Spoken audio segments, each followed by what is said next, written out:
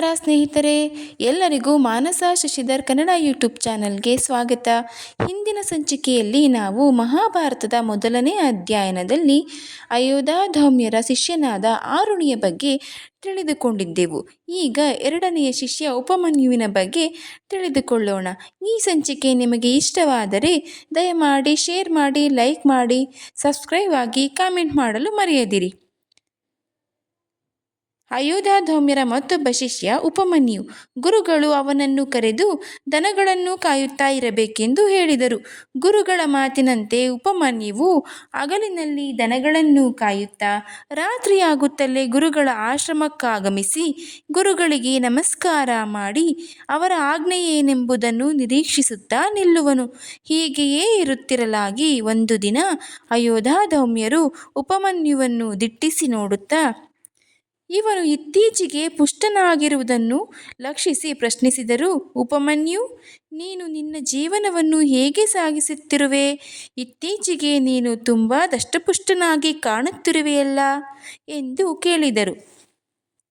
ಭಿಕ್ಷೆ ಎತ್ತಿ ಅನ್ನ ತಂದು ಊಟ ಮಾಡುವೆನು ಗುರುದೇವ ಎಂದು ಶಿಷ್ಯನು ಹೇಳಿದನು. ಮಗು, ಭಿಕ್ಷೆ ಮಾಡಿ ತಂದ ಅನ್ನವನ್ನು ಮೊದಲು ನನಗರ್ಪಿಸಬೇಕು. ಇದು ಸನಾತನ ಧರ್ಮ. ಉಪಮನ್ಯುವು ಸನ್ನೆಯಿಂದಲೇ ಗುರುಗಳು ಹೇಳಿದಂತೆ ಮಾಡಲು ಒಪ್ಪಿ ಪ್ರತಿದಿನವೂ ಉಪಮನ್ಯುವು ಭಿಕ್ಷಾನ್ನವನ್ನು ತಂದು ಭಯಭಕ್ತಿಗಳಿಂದ ಗುರುಗಳ ಮುಂದಿಡುವನು. ಗುರುಗಳ ಆಜ್ಞೆಯನ್ನು ಎದುರು ನೋಡುತ್ತಾ ತಲೆ ಬಗ್ಗಿಸಿ ಗುರುಗಳ ಸಮೀಪದಲ್ಲಿ 1-2 ನಿಮಿಷಗಳು ನಿಲ್ಲುವನು. ಭಿಕ್ಷೆಯನ್ನೆತ್ತಿ ತಂದ ಅನ್ನದಲ್ಲಿ ಗುರುಗಳು ಸ್ವಲ್ಪವನ್ನೂ ಶಿಷ್ಯನಿಗೆ ಕೊಡುತ್ತಿರಲಿಲ್ಲ. ಶಿಷ್ಯನೂ ಕೇಳುತ್ತಿರಲಿಲ್ಲ. 10 ದಿನಗಳು ಹೀಗೇ ಉರುಳಿದವು. ಉಪಮನ್ಯುವು ಎಂದಿನಂತೆಯೇ ದನ ಕಾಯುವ ಕಾರ್ಯವನ್ನು ಉತ್ಸಾಹದಿಂದಲೇ ಮಾಡುತ್ತಿದ್ದನು. ಸಾಯಂಕಾಲದವರೆಗೂ ದನಗಳನ್ನು ಕಾಯುತ್ತಿದ್ದು ಸಾಯಂಕಾಲವಾಗುತ್ತಲೇ ಆಶ್ರಮಕ್ಕೆ ಹಿಂದಿರುಗಿ ಧೌಮ್ಯರ ಸಮ್ಮುಖದಲ್ಲಿ ವಿನೀತನಾಗಿ ನಿಲ್ಲುತ್ತಿದ್ದನು. ಅವನ ದೇಹವು ಕೃಶವಾದಂತೆ ಕಾಣಲಿಲ್ಲ. ಧೌಮ್ಯರು ಮತ್ತೊಮ್ಮೆ ಕರೆದು ಕೇಳಿದರು, ತಂದ ಭಿಕ್ಷೆಯನ್ನೆಲ್ಲ ನನಗೆ ಕೊಟ್ಟರೂ ನೀನು ಎಂದಿನಂತೆಯೇ ಇರುವೆಯಲ್ಲ ಮಗು?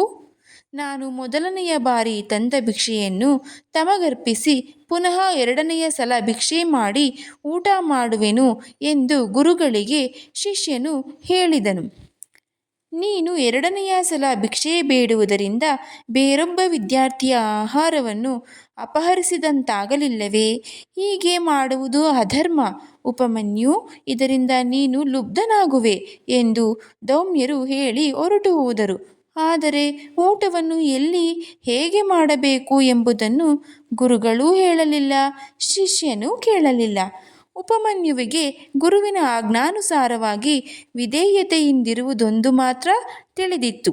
ಎಂದಿನಂತೆಯೇ ಉಪಮನ್ಯುವು ಸಾಯಂಕಾಲದವರೆಗೂ ದನಗಳನ್ನು ಕಾಯುತ್ತಾ ಸಾಯಂಕಾಲವಾಗುತ್ತಲೇ ಆಶ್ರಮಕ್ಕೆ ಹಿಂದಿರುಗಿ ಗುರುಗಳ ಬಳಿ ವಿನೀತನಾಗಿ ನಿಲ್ಲುವನು. 10 ದಿನಗಳು ಕಳೆದರೂ ಉಪಮನ್ಯುವು ಪುಷ್ಟನಾಗಿಯೇ ಇದ್ದದ್ದನ್ನು ಕಂಡು ಆಶ್ಚರ್ಯಚಕಿತರಾದ ಧೌಮ್ಯರು ವಿನೀತನಾಗಿ ನಿಂತಿದ್ದ ಉಪಮನ್ಯುವನ್ನು ಪ್ರಶ್ನಿಸಿದರು. ಉಪಮನ್ಯು, ನೀನು ತಂದ ಭಿಕ್ಷೆಯೆಲ್ಲವನ್ನೂ ನಾನೇ ತೆಗೆದುಕೊಂಡು ಬಿಡುತ್ತಿದ್ದೇನೆ. ನಿನಗಾಗಿ ಸ್ವಲ್ಪವನ್ನೂ ಕೊಡುವುದಿಲ್ಲ. 2ನೆಯ ಬಾರಿ ಭಿಕ್ಷೆ ಬೇಡುವುದನ್ನು ನೀನು ನನ್ನ ಅನುಸಾರವಾಗಿ ನಿಲ್ಲಿಸಿರುವೆ. ಆದರೂ ನೀನು ಎಂದಿನಂತೆ ಪುಷ್ಟನಾಗಿರುವೆ. ಈಗ ಜೀವಿಕೆಗಾಗಿ ಯಾವ ವೃತ್ತಿಯನ್ನು ಅವಲಂಬಿಸಿರುವೆ ಎಂದು ಕೇಳಿದರು. ಆಗ ಶಿಷ್ಯನು, ಗುರುಗಳೇ, ಈಗ ನಾನು ಹಸುಗಳ ಹಾಲನ್ನು ಕುಡಿಯುತ್ತಿದ್ದೇನೆ ಎಂದನು. ನನ್ನ ಅನುಮತಿ ಇಲ್ಲದೆ ಆಶ್ರಮದ ಹಸುಗಳ ಹಾಲನ್ನು ಕುಡಿಯಬಾರದು ಎಂದು ಹೇಳಿ ಧೌಮ್ಯರು ತಮ್ಮ ಕೆಲಸಕ್ಕೆ ಹೊರಟು ಹೋದರು. ಪುನಃ 10 ದಿನಗಳು ಕಳೆದವು. ಧೌಮ್ಯರ ನಿರೀಕ್ಷೆಯಂತೆ ಶಿಷ್ಯನಲ್ಲಿ ಯಾವ ವಿಧವಾದ ಮಾರ್ಪಾಡುಗಳೂ ಉಂಟಾಗಲಿಲ್ಲ. ಉಪಮನ್ಯುವು ಮಾಡುತ್ತಿದ್ದ ಕೆಲಸಗಳಲ್ಲಿಯೂ ಯಾವ ನ್ಯೂನತೆಯೂ ಇರಲಿಲ್ಲ. ಅವನ ಮುಖವೂ ಬಾಡಿರಲಿಲ್ಲ, ಶರೀರವೂ ಕುಗ್ಗಿರಲಿಲ್ಲ. ಧೌಮ್ಯರಿಗೆ ಆಶ್ಚರ್ಯವೂ ಮತ್ತು ಸಂಶಯವೂ ಉಂಟಾದವು. ಆದರೆ ಸಂಶಯಕ್ಕೆ ಎಡೆಯಿಲ್ಲ. ಉಪಮನ್ಯುವು ಬಹಳ ವಿಧೇಯನೆಂಬುದು ಗುರುಗಳಿಗೆ ತಿಳಿದಿದೆ. ಯಥಾಪೂರ್ವ ಸಾಯಂಕಾಲವಾಗುತ್ತಲೇ ಗುರುಗಳ ಸಮೀಪಕ್ಕೆ ಬಂದು ಅಭಿವಾದನಪೂರ್ವಕವಾಗಿ ನಮಸ್ಕರಿಸಿ ನಿಂತ ಉಪಮನ್ಯುವನ್ನು ಕೇಳಿದರು. ಭಿಕ್ಷೆಯನ್ನೆಲ್ಲ ನನಗೆ ಸಮರ್ಪಿಸುವೆ. 2ನೆಯ ಸಲ ಭಿಕ್ಷೆ ಬೇಡುವುದಿಲ್ಲ, ಹಾಲನ್ನೂ ಕುಡಿಯುತ್ತಿಲ್ಲ. ಹೀಗಿದ್ದರೂ ನೀನಿನ್ನೂ ದಷ್ಟಪುಷ್ಟನಾಗೇ ಇರುವೆಯಲ್ಲ. ಈಗ ಜೀವಿಕೆಗಾಗಿ ಯಾವ ವೃತ್ತಿಯನ್ನು ಅವಲಂಬಿಸಿರುವೆ ಉಪಮನ್ಯು ಎಂದು ಕೇಳಿದರು. ಶಿಷ್ಯನು ಹೇಳಿದನು, ಗುರುದೇವ, ಕರುಗಳು ಹಾಲು ಕುಡಿಯುವಾಗ ಅವುಗಳ ಕಟವಾಯಿಗಳಿಂದ ಹೊರಗೆ ಬರುವ ನೊರೆಯನ್ನು ತಿನ್ನುವೆನು ಎಂದನು.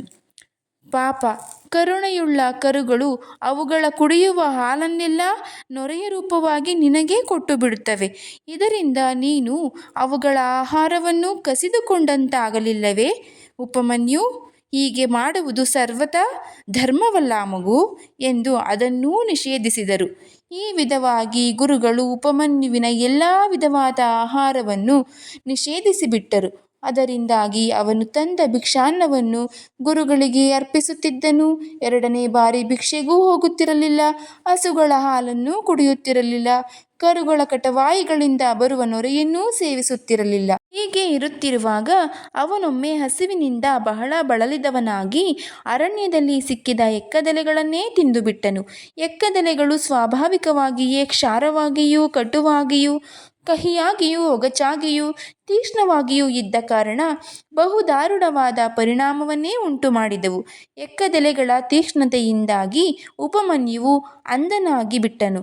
ಕಣ್ಣು ಕಾಣದ ಕಾರಣ ಅತ್ತಿತ್ತ ಅಲೆದಾಡುತ್ತಿದ್ದಾಗ ಬಾವಿಯೊಂದರಲ್ಲಿ ಬಿದ್ದುಬಿಟ್ಟನು. ಸೂರ್ಯನು ಅಸ್ತಮಿಸಿದರೂ ಸಹ ಉಪಮನ್ಯುವು ನಿತ್ಯದಂತೆ ಆಶ್ರಮಕ್ಕೆ ಬರದಿದ್ದನ್ನು ಕಂಡು ಧೌಮ್ಯರು ಶಿಷ್ಯರನ್ನು ಪ್ರಶ್ನಿಸಿದರು, ಉಪಮನ್ಯುವು ಬರಲಿಲ್ಲವೇ? ಶಿಷ್ಯರು ಹೇಳಿದರು, ಅವನು ಹಸುಗಳನ್ನು ಕಾಯಲು ಹೋಗಿರುವನು ಎಂದು. ಉಪಮನ್ಯುವೇಕೆ ಬರಲಿಲ್ಲ? ದನಗಳನ್ನು ಕಾಯಲು ಹೋಗಿದ್ದರೂ ಸಾಯಂಕಾಲವಾಗುತ್ತಲೇ ಅವನಿಲ್ಲಿಗೆ ಬಂದು ಬಿಡುತ್ತಿದ್ದನು. ಆದರೆ ನಾನು ಅವನ ಆಹಾರವೆಲ್ಲವನ್ನೂ ನಿಷೇಧಿಸಿಬಿಟ್ಟೆನು. ಪ್ರಾಯಶಃ ಇದರಿಂದಲೇ ಅವನು ಕುಪಿತನಾಗಿ ಆಶ್ರಮಕ್ಕೆ ಬಾರದಿರಬಹುದು.